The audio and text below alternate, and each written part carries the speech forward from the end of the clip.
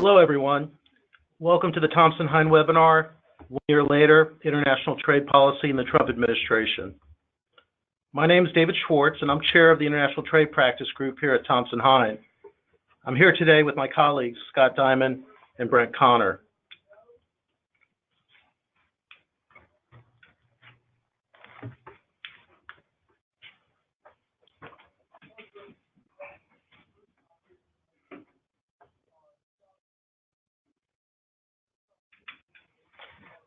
Before we begin, we have some guidance about the materials and the technology.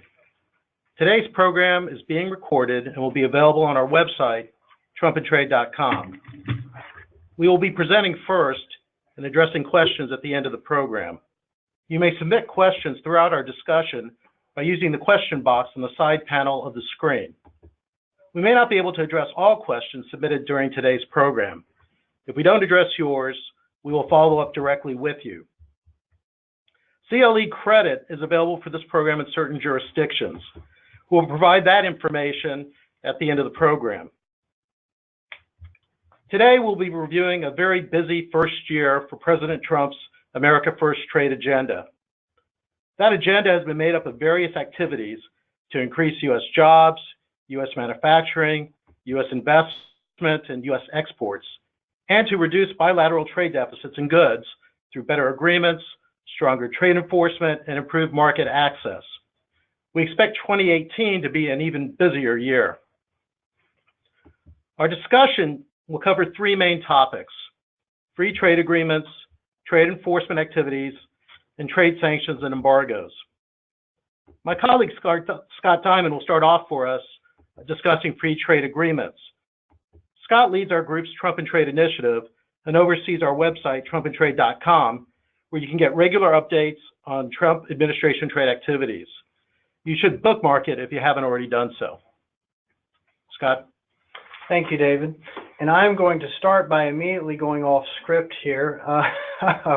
About 3 hours ago, the Department of Commerce released their December numbers on trade statistics, and that number also includes year-end totals. And the U.S. trade deficit increased by more than $61 billion in 2017. That's a 12.1% from 2016. So that will figure into my discussion about trade agreements and the desire to reduce trade deficits. The Department of Commerce report, which I will try to get a hold of and post on trumpandtrade.com soon, highlights the deficit with China increased by $28 billion and the deficit with Mexico increased by $6.7 billion. And with that, moving into our slides, these were some of the initiatives that President Trump and his administration announced would be priorities in 2017. And while there's been movement in the area of free trade agreement renegotiations, there have been no new bilateral trade agreement discussions. And as we all know, and it has become clear over the past year, whenever the president mentions trade, it's usually in the context of how bad past trade agreements are and his intent for his administration to negotiate free but fair and reciprocal trade agreements that must reduce the trade deficit. This next slide simply shows some of the recent statements by the president and his position on reforming the international trade system and renegotiating any unfair trade agreements. And with these statements in mind, as recently as 2 weeks ago at the World Economic Forum, let's move on to the discussion of several trade agreements were the focus of the past year. The first of those would be the Trans-Pacific Partnership Agreement. As a candidate, President Trump had stated that it was an attack on America's business and that it was a bad deal. And as we all know, one of his first trade-related actions was to withdraw from this agreement and its negotiations and announce that he would seek bilateral agreements with certain of these Pacific Rim countries. However, instead of falling apart, the other countries continue to negotiate and have created what is now informally known as TPP-11, since there are now 11 members remaining. They were successful in those negotiations. They created some side agreements with Canada and Vietnam on two particular issues in order to satisfy their needs. But the parties are scheduled to actually sign this agreement in March of 2018. The concerns from U.S. trade analysts with the withdrawal from TPP, the critical one has been that with TPP membership, the U.S. would have continued to have a voice and a seat at the table on every subject that was being negotiated and discussed under that agreement. It could have been a provision on the environment, labor, intellectual property, a whole host of issues that agreement is discussing and ultimately will be implemented. However, since withdrawing, the U.S. has not been a part of the discussion, but they will nevertheless, the U.S. economy and U.S. industries will be affected by whatever agreement is ultimately implemented, since it is a large swath of the Pacific Asia region and several of our larger trading partners. So interestingly, while in Davos, Switzerland recently, President Trump stated that he would actually be interested in a multilateral deal with these countries if it could be made substantially better. This announcement has been met with some caution by the other parties. Australia, for example, would love to have the United States back in the agreement. It would make it stronger, much more economically viable. However, all the parties, the TPP-11 member countries, have indicated that they are not willing to abandon the progress that they've already made.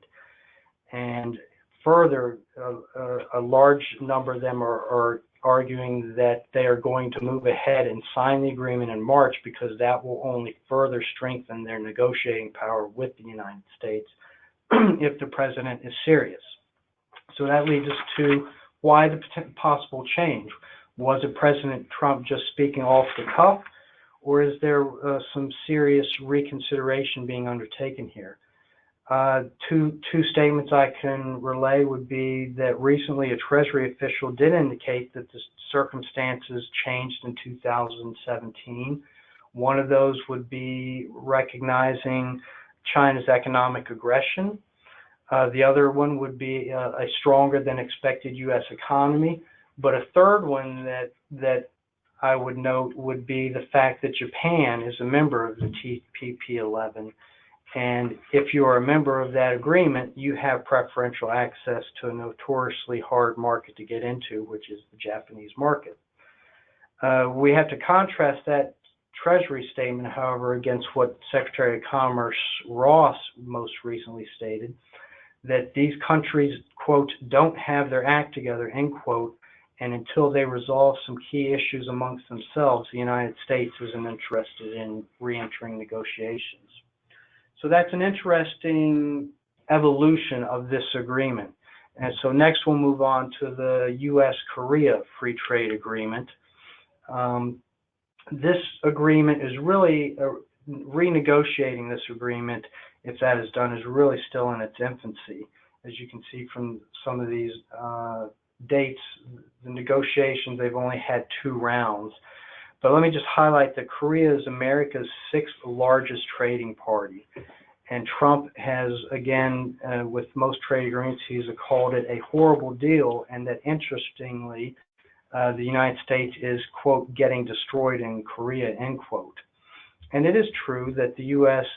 does run a goods deficit with Korea. We export $42 billion in goods and import $69 billion, almost 70, totaling about a $27 billion deficit. However, when you incorporate trade and services, the U.S. actually runs a $10 billion trade surplus with Korea. And another interesting factor is that pretty much everybody on the United States side sees the agricultural aspect of this free trade agreement as being very successful, and the U.S. very clearly runs an agricultural trade surplus with Korea. So at the first meeting on January 5th, South Korea noted its interest in resolving certain sensitive issues raised by the United States trade delegation. and the U.S. trade delegation indicated it wanted more access for its goods, particularly automobiles and automobile parts. The second concluded meeting was just last week, and it was a little bit more contentious because South Korea took issue with the recent Section 201 safeguard measures on washing machines, which Dave will talk about in a little bit. It's also been reported that South Korea is not happy with the investor-state dispute settlement process. And upon leaving those negotiations, South Korea's trade minister indicated that the discussions have a long road ahead.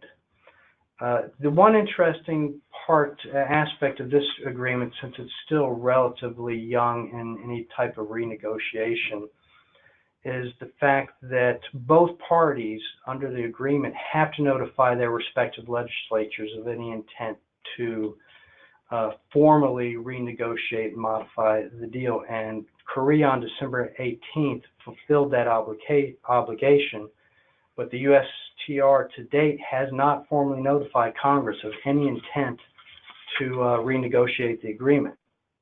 And this would be critical if the administration wants to proceed under fast-track authority under the Trade Promotion Authority Law, which basically allows the president to negotiate the agreement and then present it to Congress for an up and down vote without any authority for Congress to amend it. So this is leading to speculation that the administration might not actually proceed with a full formal renegotiation of the agreement and is just kind of seeking minor side adjustments, which leads us to the next slide, renegotiation or withdrawal. It's generally agreed that it's not expected that the United States will totally withdraw from the agreement despite some of the president's past statements. But the United States has raised some serious concerns with it. First, they wish to they want Korea to drop all remaining agricultural tariffs, but we don't see this as a sticking point, particularly since, as I just mentioned, everybody sees the agreement as a success for U.S. agricultural industries. But the next one, and the real sticking point as we see it, is the United States' request for increased access to the Korean automotive market. That is where the trade and goods deficit really comes from. We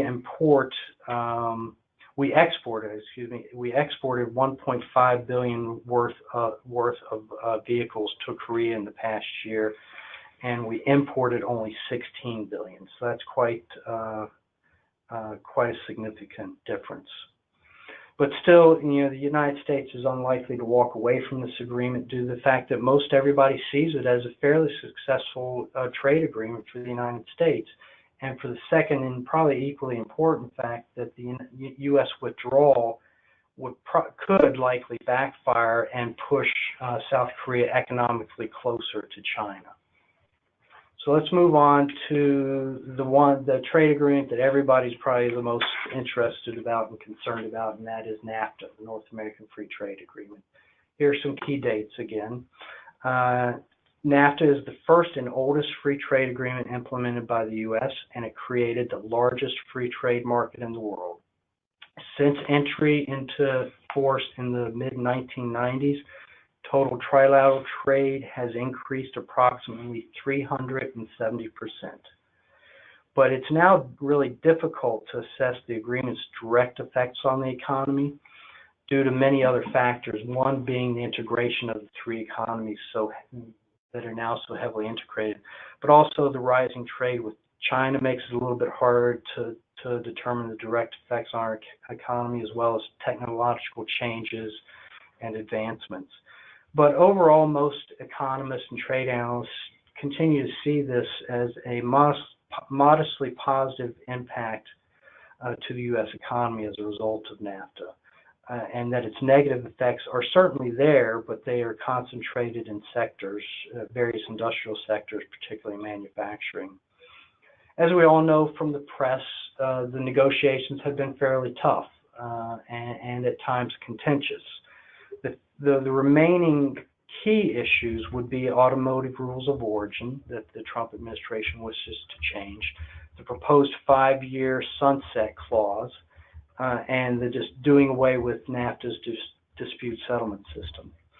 So these were all issues of the 6 rounds of negotiations that concluded just last week, and those negotiations did not move the ball much further down the road and did not end well. The USTR Ambassador Lighthizer dismissed out of hand Canada's proposed rules of origin on automobiles, and Mexico still seems to apparently not be moving significantly on raising its labor standards.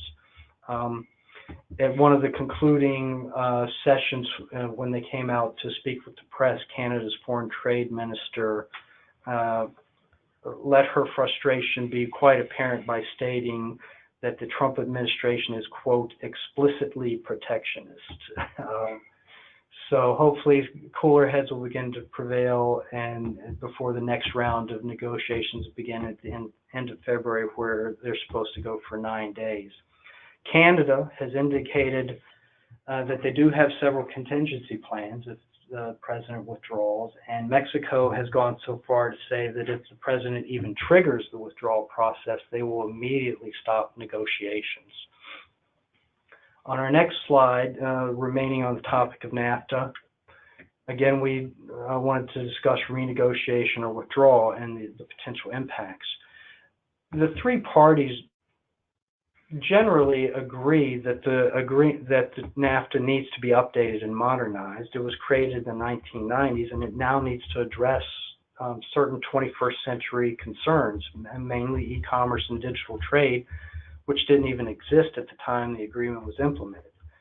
But other things are going to soon come into play as renegotiations continue. It's generally agreed that the soft deadline at the end of March to complete negotiations is not going to be met. And then it becomes increasingly difficult because here in the United States, we have the midterm congressional elections coming up. And in Mexico, they have the presidential election. So that's going to make negotiations increasingly complex. As for withdrawal, if the president were to actually withdraw, here are some of the economic potential outcomes. Tariffs will rise. There's just no doubt about that. Under NAFTA, the 3 countries pay nothing on most goods that cross the borders. And all 3 countries are members of the WTO, so tariffs could revert to those levels. And for Mexico, that rate is 7.1%. For Canada, it's 4.2%. And for the United States, it's 3.5%. Another effect would be supply chains, as I expect many people on this call are concerned about. Given the interconnection and the building of complex logistics systems over the past 25 years, those could greatly be impacted. And then they're just quite simply, given the length of time this agreement's been in place, there are just unintended and unknown consequences that could pop up. So discussion, since this agreement is so far down the line, on our next slide, it's what can the president do? What is next?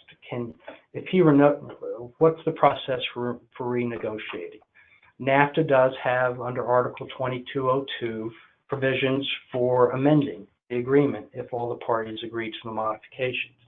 And if that comes to fruition, then the president would likely need to issue a presidential proclamation specifying the modifications, and then the most effective manner for Congress to consider that would be under the Trade Promotion Authority, TPA, in which Congress would have 45 days to consider it, put it on the floor for an up or down vote.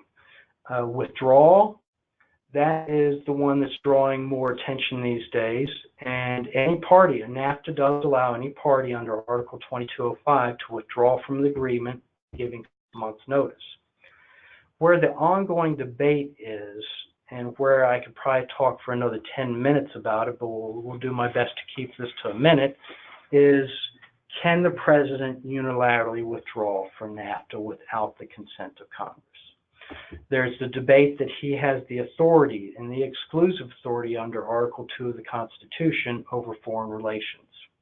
There's also the fact that under the Trade Act of 1974, there's been argument that he possessed the authority to unilaterally withdraw. However, on the other side of that argument, Congress, under the Constitution, has the power to regulate commerce with foreign nations. And further, not only was the treaty implemented in the 1990s, but in allowing it to be implemented, Congress passed the NAFTA Implementation Act. So there is a legislative statute out there that passed the NAFTA treaty. And there's argument out there that it cannot, the free trade agreement cannot be revoked without Congress repealing the Implementation Act. And if the president withdraws, there's argument that the Implementation Act stays in place and certain aspects under that would continue to be enforceable, such as services and trade, environmental conditions, and labor stuff. So there are many unknowns that remain with regard to his ability to withdraw and what might happen. But the consequences, other than the economic consequences that I just mentioned several minutes ago, would be if the president withdraws, Canada and Mexico would probably not be in any mood to negotiate any further. And the treaty allows that the remaining members can remain in the agreement and continue trading on its terms. Further, Mexico and Canada could move forward with other trade agreements, including TPP 11, which they're a member, and they're already have trade agreements with the EU. And those two agreements, in fact, would place the U.S. at an economic disadvantage if they withdraw from NAFTA. Now, the U.S. could seek a bilateral with Mexico, but again, Mexico might not be in the mood to negotiate. And then there's the final aspect that NAFTA suspended the Canada Free Trade Agreement, but did not dissolve it. So if NAFTA goes away, the Canada Free Trade Agreement could snap back into force. Now, let me just briefly wrap up here with talking about several other trade agreements. The first one is TTIP, the Transatlantic Trade and Investment Partnership. That agreement has been dormant since the president was elected. Under President Obama, they made a lot of headway. They actually exchanged offers to eliminate duties on 97% of the tariff lines. But all the parties just realized they couldn't get it across the finish line before President Trump came into office. From the U.S. perspective, Ambassador Lighthizer has acknowledged that it's a very important relationship. From the commerce perspective, however, Secretary Ross just last week indicated that he didn't think it was appropriate any longer for the United States to continue subsidizing European countries. So we've got conflicting feedback from the U.S. sources that would be negotiating anything. On the EU side, the EU ministers have expressed concern over tightening by the Trump administration of the Buy American provisions on government procurement, and also potential actions from the Section 232 steel investigation. But equally important, they have been adamant that any participation in TTIP would require agreeing to the Paris Agreement on climate change, which we all know the United States withdrew from. There's some other reasons for stalled negotiations. That's the United Kingdom's withdrawal from the EU, and also recent elections in France and Germany that have stalled negotiations.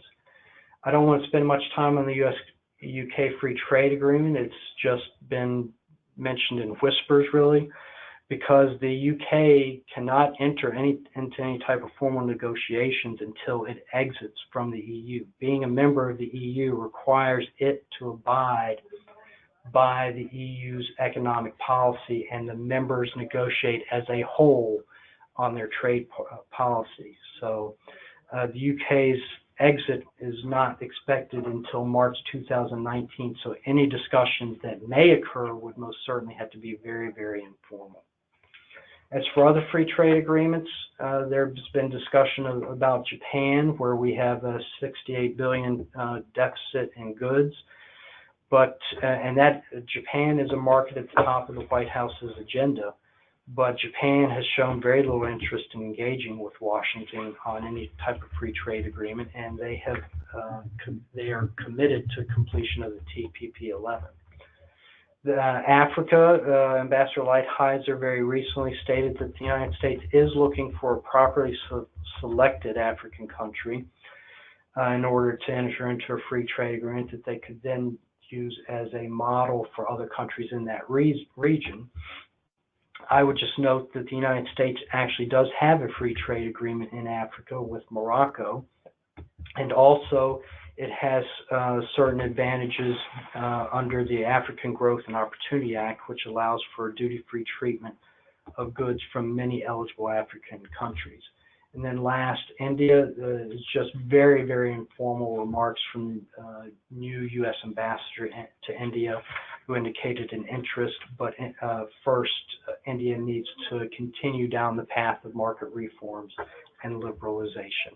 And with that, I'll turn it over to David for a discussion on trade enforcement actions.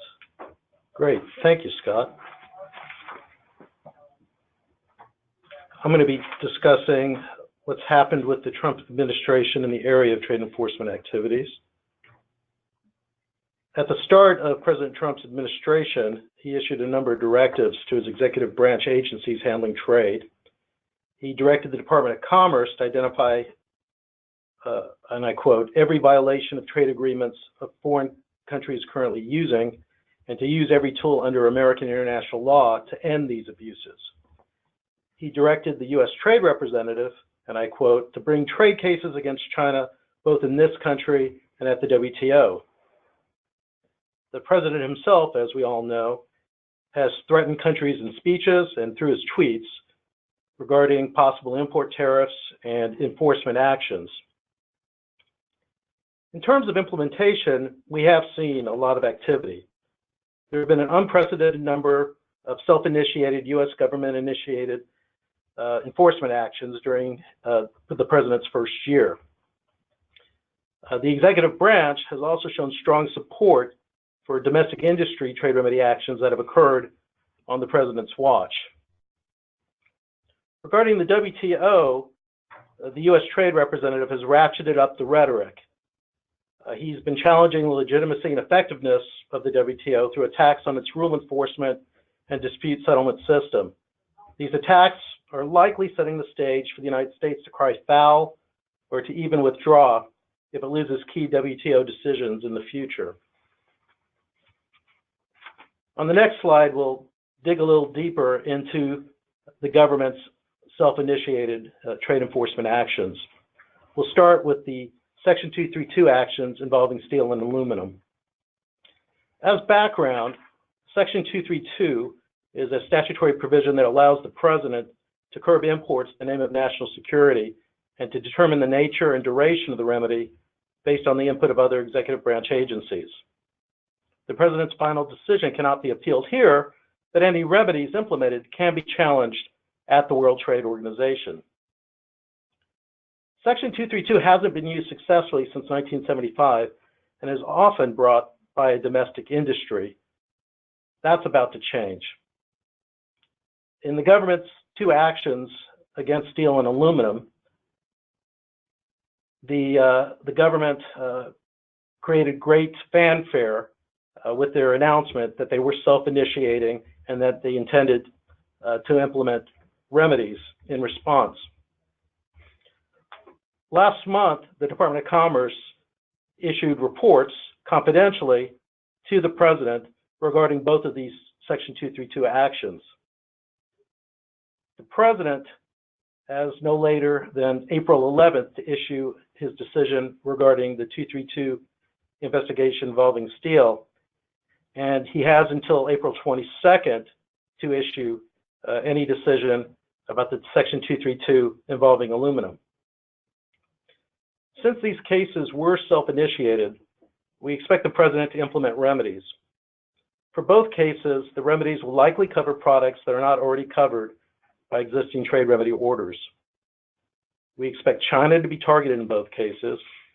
We expect these decisions to be challenged at the WTO.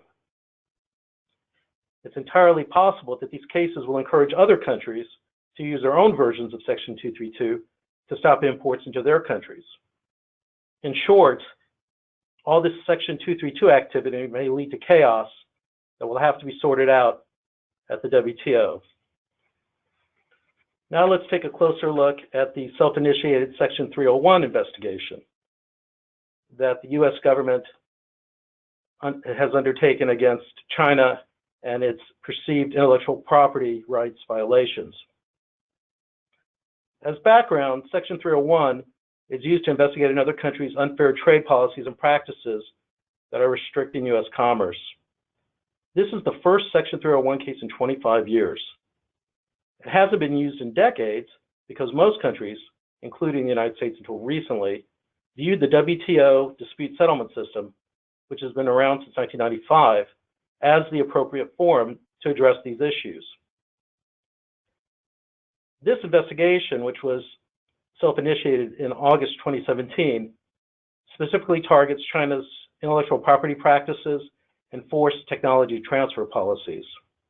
The entire process, the entire investigation, including any decision, must be completed no later than August 2018. Because it's self-initiated, and because the President mentioned in his State of the Union address that there were in fact issues with other countries' intellectual property practices, we expect the President to implement remedies against China. So far in the public, a number of remedies have been suggested. That includes a large fine, as the President has put it, and an investment reciprocity regime. The investment reciprocity regime would restrict Chinese foreign investment in the United States to the same extent that China restricts U.S. investment there. It would effectively cause sectoral investment bans. Finally, I want to quickly mention the self-initiated AD/CVD cases on aluminum sheet from China. As background, anti-dumping duty cases investigate whether a country exports a product at a price lower than the price it charges in its own home market. Countervailing duty cases investigate whether a foreign government has provided subsidies to its manufacturers that allow them to export a product at a price lower than the domestic manufacturer's price. This self-initiated action by the U.S. government in November 2017 is also highly unusual. The last time the government self-initiated a countervailing duty investigation was in 1991, and the last time they self-initiated an anti-dumping investigation occurred in 1985. These cases will be completed by early next year. If we turn to the next slide, we'll look at the U.S. government's strong support of other trade enforcement actions that have been brought by various domestic industries. The first one we'll look at were the Section 201 cases involving solar cells and washing machines. As background, Section 201 is a global safeguard remedy that allows temporary relief to domestic industry against import surges. You don't need to prove dumping. You don't need to prove subsidization. The product can be fairly priced and without subsidies. It's all about import surges causing serious injury to the domestic industry. For the solar cells case, the President announced last month tariff rate quotas that taper off over a 4-year period. For the washing machine case, the President announced last month tariff rates that taper off over a 3-year period. The President's remedies in these cases closely track the recommendations of the International Trade Commission, which is a government agency tasked with investigating the injury claim and proposing remedies if injury is found. This is the first time in 16 years that Section 201 remedies have been implemented. The last time was with the steel global safeguard case at the start of the century that covered 36 different steel products. That Section 201 remedy was successfully challenged at the World Trade Organization and was removed by the United States in 2003 under threat of $2 billion worth of retaliatory tariffs from countries targeted as a result of that investigation and remedy. Let's talk about the rise in trade remedy cases during the President's watch. To mark President Trump's State of the Union address, the White House issued a fact sheet on its trade successes. One of them was the sheer number of anti-dumping and countervailing duty cases conducted in 2017, the President's first year in office. There were 82 total conducted, which was a 58% increase over 2016, according to the White House fact sheet. While the president doesn't have a direct role in these cases, they're handled by agencies that must follow statutory and regulatory requirements. The Trump administration, in its White House fact sheet, was sending a clear signal that the environment is good for domestic industries to file trade remedy cases. I wanted to make mention of a Section 232 case that was filed just last month by the domestic uranium industry. They're seeking import restrictions for national security reasons. I don't think this case gets filed if the U.S. government didn't file the Section 232 cases against steel and aluminum last year. Historically, Section 232 cases have had a very poor track record. This industry is expecting the Trump administration to favor U.S. manufacturing. And now let's talk about the U.S. government's World Trade Organization issues. And the U.S. government does indeed have issues with the WTO. What is the World Trade Organization? Since 1995, the WTO has served as a multilateral forum for negotiations on trading rules, as well as a mechanism for binding dispute settlements and trade issues. There are currently 164 member countries. The president and his U.S. Trade Representative, Robert Lighthizer, have been highly critical of the WTO. They've argued that the WTO has lost its way by focusing too much on litigation instead of trade negotiations. They've complained that the dispute settlement process has systemic problems that must be corrected. They've attacked the WTO for failing to enforce its rules against countries circumventing those rules. They've lashed out at other WTO members for failing to live up to their WTO commitments. In short, as the January 30th White House fact sheet stated, the United States is committed to reforming the WTO to ensure that countries are held accountable for breaking the rules and that U.S. sovereignty is respected.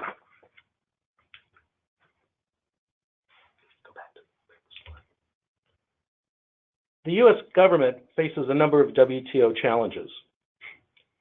There are many in play that may affect its role in the organization in the future. To register its concerns over the WTO's binding dispute settlement system, the Trump administration has blocked out any new appointments to the WTO appellate body, saying WTO members must first address systemic problems with the dispute settlement mechanism. The 7-member appellate body has been reduced to 4, and members fear if the U.S.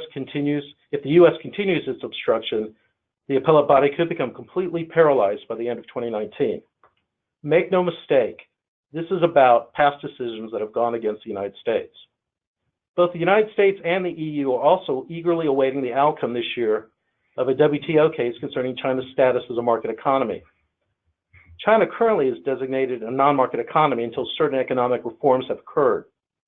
China wants to shed that label because it will then be entitled to preferential treatment under the WTO rules, including its treatment in other countries' anti-dumping investigations.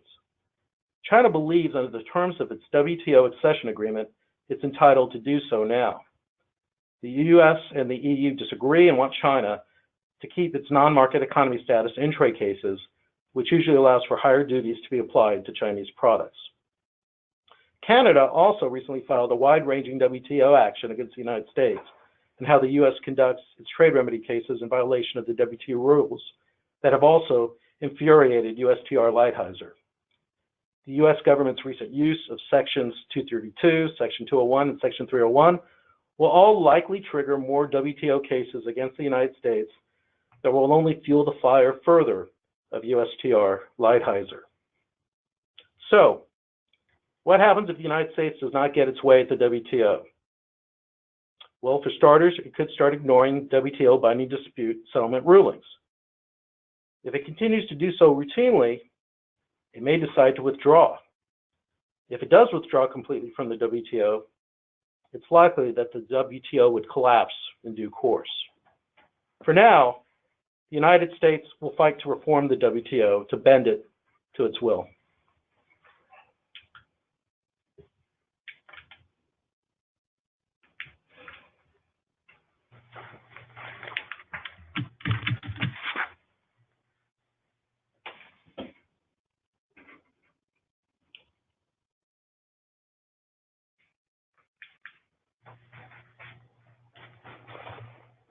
All right, we're going to switch gears now and talk about economic sanctions changes throughout the course of the first year of presidency.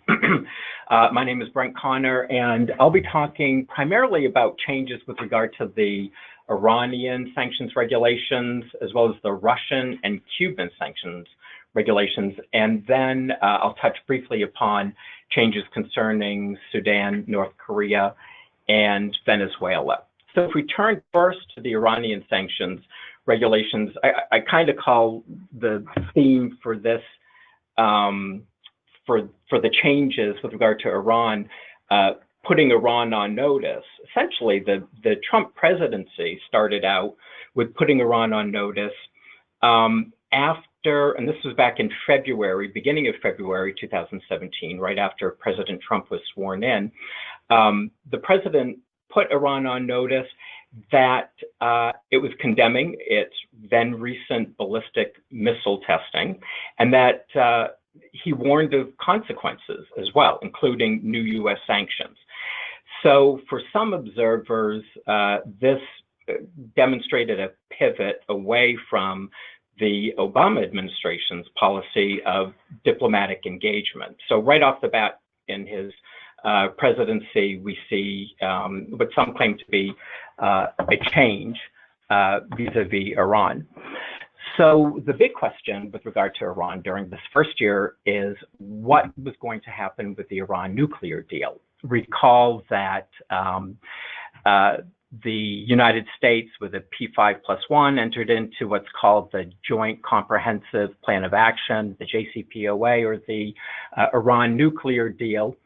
And under that deal, the president is required to certify to Congress every 90 days as to whether or not Iran is in compliance with the agreement and whether or not the sanctions that were halted should continue to be halted.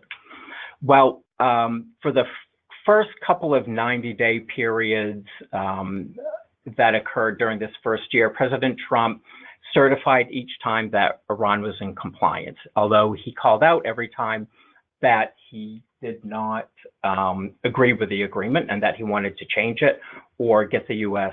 out of it. So, and it's also interesting to note that every time that he certified that Iran was in compliance, he also would add more Iranian entities and persons onto the SDN list. And then finally, in October, not too long ago, President Trump announced that he could not and would not certify to Congress that the continued suspension of sanctions against Iran would be appropriate. So he stopped certifying. And it was, again, a signal to Iran that there was, it was essentially punishing them for the ballistic missile testing, the support of Houthis in Yemen, and of course, support of certain backers of Bashar al-Assad in Syria. And what happened was we had this kind of gray area where, gray period where we were in limbo and we didn't know exactly what was going to happen. Now, under the statute, Congress had about 60 days where they could have snapped back the sanctions after the president refused to certify compliance. However, they did nothing. And nobody knew what was going to happen. And then at the end of that 90-day period, when it was again time to either certify or refuse to certify, the president, in fact, certified compliance by Iran. This was just back in January, mid-January. And he said that he was doing so, even though he still had misgivings, because he wanted to secure our European allies' agreement to fix what he called the terrible flaws of the Iran nuclear deal. So a complete about-face just last month. Then we had meetings among diplomats, U.S. diplomats and their counterparts in the UK, Germany, and France that were leading up to the Davos summit. And it was during those meetings that the European counterparts actually agreed to discuss the Iran deal with the United States. So here we have a completely change of direction with regard to the policy on Iran. where we started out alone with regard to the Iran nuclear deal. Now we've gotten the Europeans to come on board. Formal discussions with France, Germany, and the UK are being scheduled. The Europeans also condemned the ballistic missile tests, and they're on board with regard to restraining those missile tests, but they don't want to undermine the fundamentals of the Iran nuclear deal. So the president and U.S. diplomats are going to have, a tough time at striking that fine balance between the two goals here. Just last week, additional sanctions were imposed on firms that are connected to financing Hezbollah. Of course, this includes Iran-backed militia in Syria and Yemen, and this move was meant to keep applying pressure on Iran while the Trump administration garners support from our allies in Europe with regard to fine-tuning the Iran nuclear deal. Obviously, eventually we're going to have to bring Russia and China to the table. They're the other signatories to the deal, as is Iran. There's been some unclear messages from the White House with regard to whether or not they want to engage Iran on this issue. Obviously, at some point, Iran's going to have to come to the table. So we're just going to have to stay tuned to see how this develops, first with the European counterparts, then with Russia and China, and then whether or not we can get Iran to the table to tweak the deal as well. Next, if we move to Cuba, the theme here is, look, we want to support the Cuban people, but not the Cuban government. And I think essentially what's been happening over the course of the last year is fine-tuning the policy where we've opened up relations with Cuba, but we just want to make sure that nothing that we do, no policy that we adopt, none of the relaxation of the regulations that we adopt disproportionately helps the Cuban government at the expense of the Cuban people. So in about midway through last year in June, the president introduced his national security memorandum on strengthening the policy of the United States toward Cuba. And shortly after that, the Department of State, the Bureau of Industry and Security, and OFAC all promulgated new restrictions with regard to Cuba.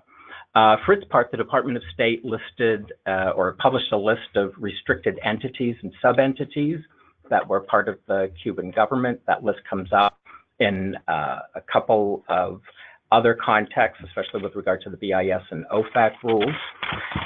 BIS issued its general policy of denial for any license applications that would involve entities on the State Department list. And it also announced a case-by-case review policy for license applications for items under the so-called Support for the Cuban People license exception. It also adopted amendments to the license exception for the to support the Cuban people by removing specific lists of tools. Folks might recall that specific lists of tools were covered by the SCP license exception if they helped entrepreneurs and small businesses in Cuba. And it also, BIS also reinstituted its earlier definition of ineligible Cuban government officials. These are folks that could not participate or benefit from any of the exports from the U.S. To Cuba, and of course the usual cast of characters, the ministers and vice ministers within the Cuban government, members of the Council of State, etc. For its part, OFAC revised its regulations as well, and the big change there was on the people-to-people authorization for travel to Cuba. Now, all people-to-people, non-academic educational travel has to be under the auspices of an organization that is subject to U.S. jurisdiction, and that routinely sponsors and is in the business of sponsoring exchanges.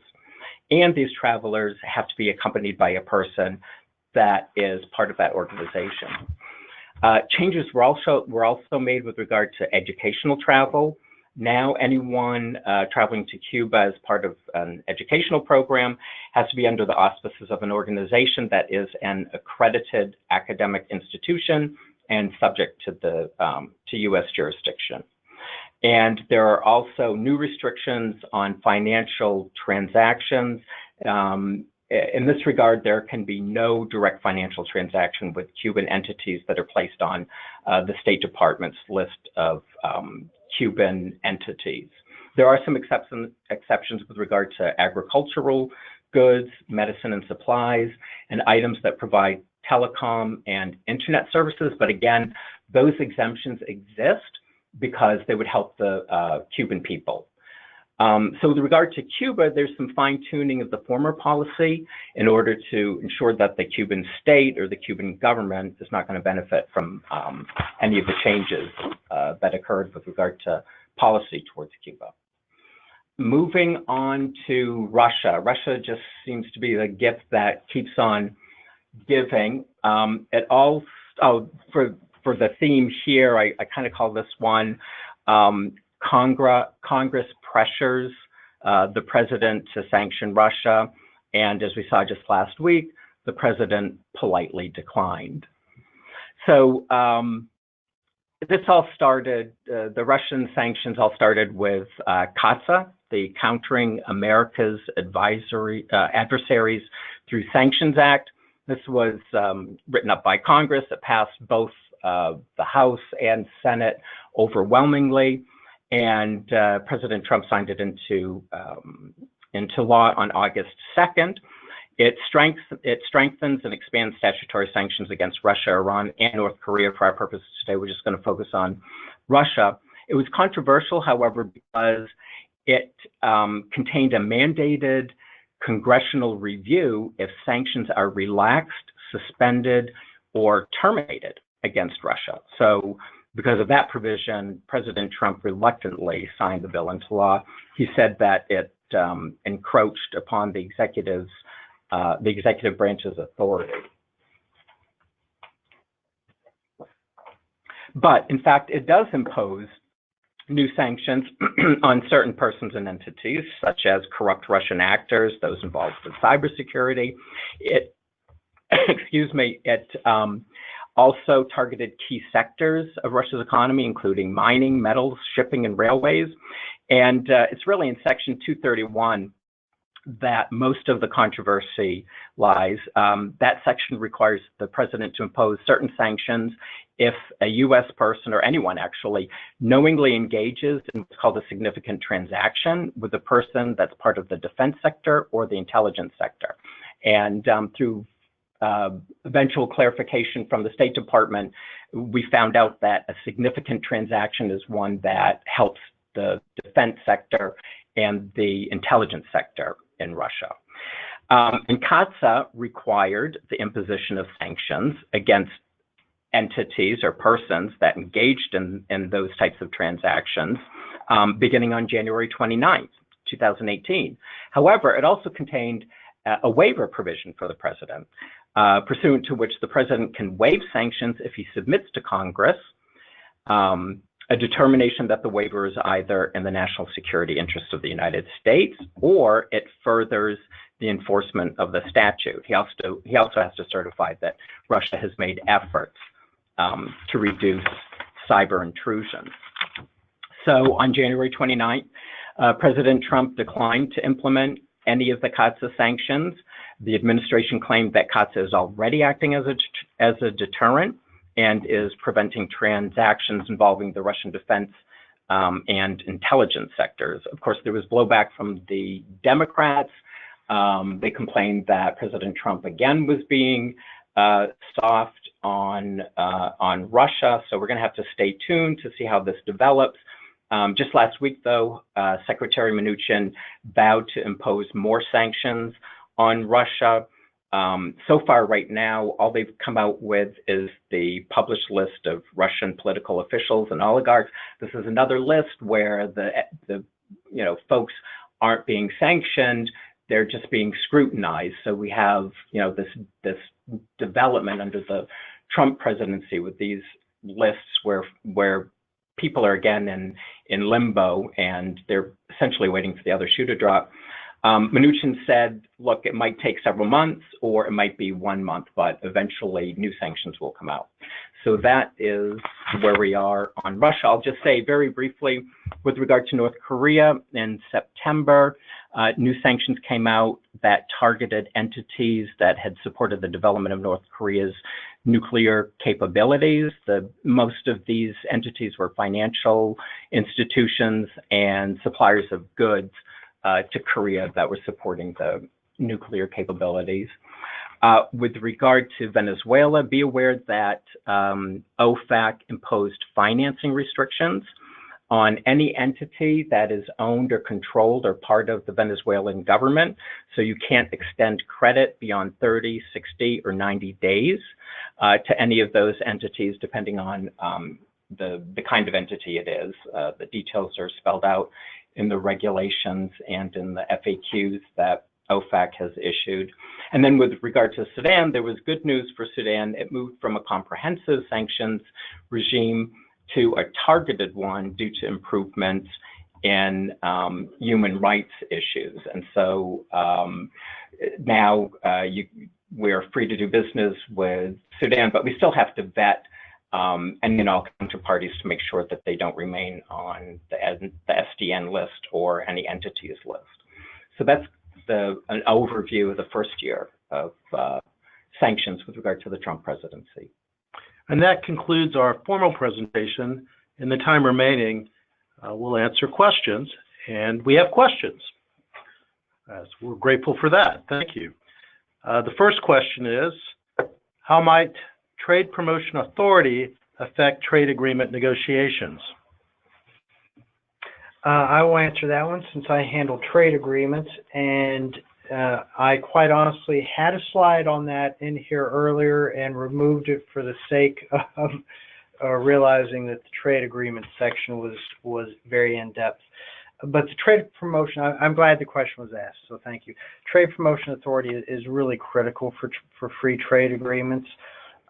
Without it, once an agreement goes to Congress, it can be debated, it can be amended, issues can be struck, and obviously that doesn't work well for the president when he she believes that they have negotiated a trade agreement with another country, and that other country is expecting what was signed off on to be agreed to. So TPA, as it's known, it's also called Fast Track Authority that allows the president to negotiate trade agreements that Congress can either approve or deny, but cannot amend or filibuster.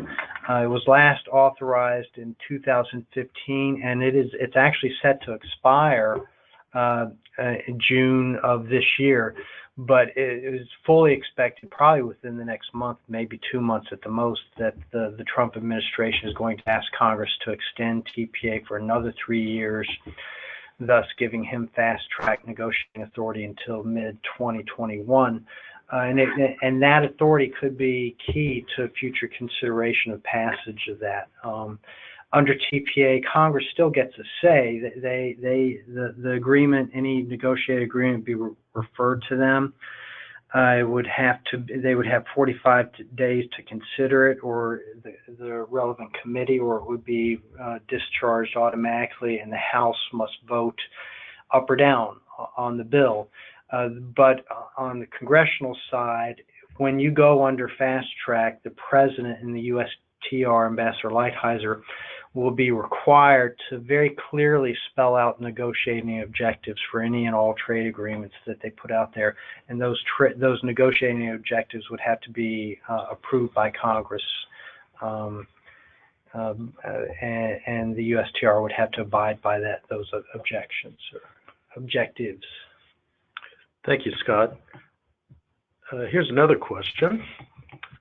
It's a long one. As you've mentioned, President Trump expressed his discontent with the continued certification of Iran's compliance with JCPOA. In the event that President Trump decides not to certify it on the next notice, what would be the legal consequences of such an action? Well, if that were to occur, we'd essentially be back where we were in October of 2017 when the president refused to certify compliance back then. We were, as I said, we were in this gray area where it wasn't clear what was going to happen. Congress had 60 days to act and snap the sanctions back. They didn't do that. I think that's a reflection of the fact that not everyone is on the same page in Congress when it comes to Iran. There is a camp that's in favor of the nuclear agreement that's been hammered out between the P5+1 and Iran, and then there are those who are opposed to it. So we had the state of inaction and this period of where we were in limbo, and everybody was wondering, okay, if Congress doesn't act, what's going to happen when the next 90 days comes around? And we saw that Trump did an about face and certified compliance. So it was a pretty interesting event, but who knows what's going to happen if he doesn't certify again? Will Congress act if what happened between October and January past is any indication? They won't act. So I think we'll again be in a gray area. Maybe it will just be biding him some time so he can continue to hammer something out with the Europeans and then try and get the Iranians to the table. We'll see. Thank you, Brent. We passed the top of the hour and our program's going to 3:15. We have some more questions, but before we continue with those questions, I wanted to pass along the CLE information. For those that will be requesting CLE credit, please note the following code, TH206. Be sure to include that on your web affirmation form you'll be returning to Brittany Counts. Again, that code is TH0206. Now back to the questions. Here's one that's right in my sweet spot. Do the Section 232 actions refer to any specific scope or duration? The Section 232 provision gives the president wide discretion as to the scope of the remedy and the duration. It really depends on the facts of the particular investigation request. This law has been around since 1962. There have been 29 requests, and there have only been remedies about a half dozen times in response to those requests. What's often happened is the president will find that there is indeed a national security threat, that he'll determine that there's no action that needs to be taken. In those instances when there have been remedies, they've been wide-ranging, again, depending on the product. These investigations have led to voluntary restraint agreements with other countries to restrain imports from those countries. Tariffs have been raised. Preferential tariff treatment for imports have been eliminated. Domestic law preferences have been granted to the domestic industry requesting relief. There have been embargoes. A couple of the Section 232 investigations in the past involved oil from Iran and from Libya. The most recent Section 232 case that was filed last month involving uranium has a remedy request in it. They're asking that in U.S. government contracts, only uranium from the domestic industry be purchased, and they're also asking that 25% of the domestic market be reserved for uranium produced by the domestic industry. For the Section 232s involving steel and aluminum, as I mentioned earlier, we think that there will be a remedy because the cases were self-initiated, and we think that they will likely involve tariffs, quotas, or tariff rate quotas that will affect products that aren't already the subject of trade remedy orders, anti-dumping and countervailing duty orders.